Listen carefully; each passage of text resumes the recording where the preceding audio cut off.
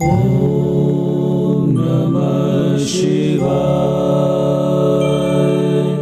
ओम नमः शिवाय। रामचंद्र भगवान की जय। पवन सुत हनुमान की जय। बोलो भाई सब संतन की जय। भज मन नारायण नारायण नारायण। भज मन विष्णु नारायण नारायण नारायण। विष्णु लक्ष्मी नारायण नारायण नारायण। लक्ष्मी नारायण। विष्णु भगवान की जय।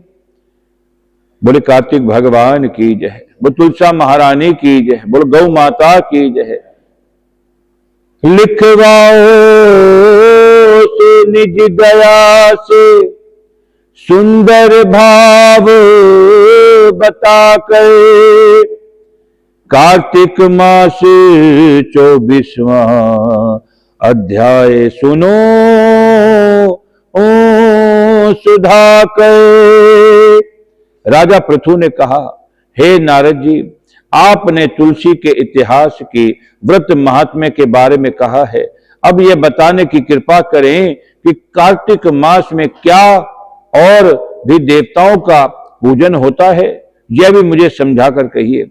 नारद जी ने कहा, पहले समय में पर्वत के निकट कर्तिपुर में एक धर्मात्मा धर्मदत्त नामक ब्राह्मण रहते थे। वे भगवान विष्णु के सब व्रत करते थे। एक दिन कार्तिक मास में वे एक पहर रात शेष रहने पर जागरण के लिए भगवान विष्णु के मंदिर में हर प्रकार की सामग्री लेकर जा रहा था कि मार्ग में उसने एक बड़ी भयंकर राक्षसी को देखा, जिसके बड़े बड़े दांत, लपकती हुई जीभ और लाल लाल नेत्र थे। उसका शरीर नग्न और मांस रहित था। उस भयंकर राक्षसी को देखकर वह धर्मदत्त बुरी तरह कांपने लगा। अन्य कुछ उपाय न देखकर उसने पूजा वाली वह थाली, जल का लोटा उसके ऊपर फेंक दिया, क्योंकि उसने भगवत नाम का जप करते हुए वह सामग्री और जल लोटा उसने तुलसी दल पड़ा था, उसको मारा था, और जिसके उसके जन्म जन्मांतर के पाप नष्ट हो गए। बोलो विष्णु भगवान की। पूर्व जन्म याद आ गया। वह हाथ जोड़कर धर्मदत्त के चरणों में गिर पड़ी और बोली, हे विप्र, मैं पूर्व जन्म में कर्मों के फल से इस अवस्था को प्राप्त हुई थी। नारद जी ने कहा कि हे राजन, उसे इस प्रकार प्रणाम करते हुए देखकर अति विस्मित होकर धर्मदत्त ने पूछा, यह तेरी अवस्था किस कर्म के फल से हुई है? तू पूर्व जन्म में कहां रहती थी और तेरा कैसा चरित्र था? यह सब मुझसे कहो। उस राक्षसी ने, जिनका नाम कलहा था, उसने कहा कि मैं, हे ब्राह्मण, सौराष्ट्र में भिक्षुक नाम का एक ब्राह्मण रहता था। मैं उसकी पत्नी थी। मेरा स्वभाव बड़ा ही निठुर था और मैंने अपने पति का कभी भला नहीं चाहा, ना उसे कभी अच्छा भोजन खिलाया, ना मिठाई ही खाने को दी। मैं प्रतिदिन उसके लड़ती झगड़ती रहती थी।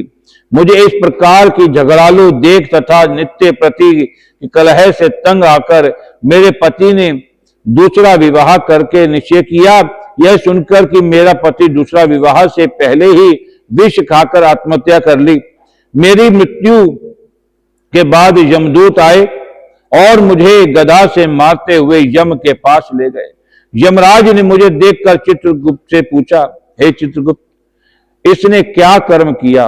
जो भी कर्म इसने किए उसका फल इसे भोगना होगा। कलहा ने कहा कि हे ब्राह्मण, चित्रगुप्त ने यमराज से कहा कि इसने अपने जीवन में कोई भी अच्छा काम नहीं किया। यह अपने पति को सदा खराब भोजन दिया करती थी और इसलिए अब यह विष्ठा खाने वाली है। इसे अब सुअर का जन्म दिया जाएगा, क्योंकि अब यह अकेली ही पाक के पार बर्तन में भोजन करती थी, इसलिए अब अपने बच्चों को खाने वाली बिल्ली होगी। इसके अपने पति को क्रोध करके आत्मघात किया है, इसलिए प्रेत योनि में जाएगी। अब आप इसको अपने दूतों द्वारा मरुस्थान में भेज दीजिए। वहां पर बहुत ही दिनों तक प्रेत योनि में रहकर फिर वह पापिन अपनी तीनों योनियों को भोगेगी। सो हे ब्राह्मण, मैं 500 वर्ष से प्रेत योनि में हूं। बोलो शंकर भगवान की। और भूख प्यास के कारण नित्य दुखी रहती थी। एक दिन भूख से तंग आकर मैं ऐश्वर्य एक वैश्य के शरीर में प्रविष्ट हो गई और उसके शरीर द्वारा मैं कृष्णा और बैणी के संगम पर इस देश में आ पहुंची हूं। एक दिन भगवान शंकर व विष्णु ने मुझे बलात् के शरीर से बाहर निकाला और फिर मुझे आप दिखाई पड़े। आपके लोटे में से तुलसी जल का छींटा और मेरे ऊपर पड़ा है, जिससे मेरे सब पाप नष्ट हो गए हैं। बोलो गंगा मैया की जय, बोलो तुलसा महारानी की जय।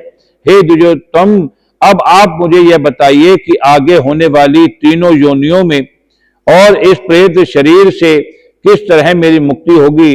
धर्मदत्त कलह की बात सुनकर उसके पिछले कर्मों को वर्तमान अवस्था की देखकर बड़ा दुखी हुआ और उसका दुख देखकर उसका चित्त पिघल गया और उसने दुखित भाव से आगे की कथा कही।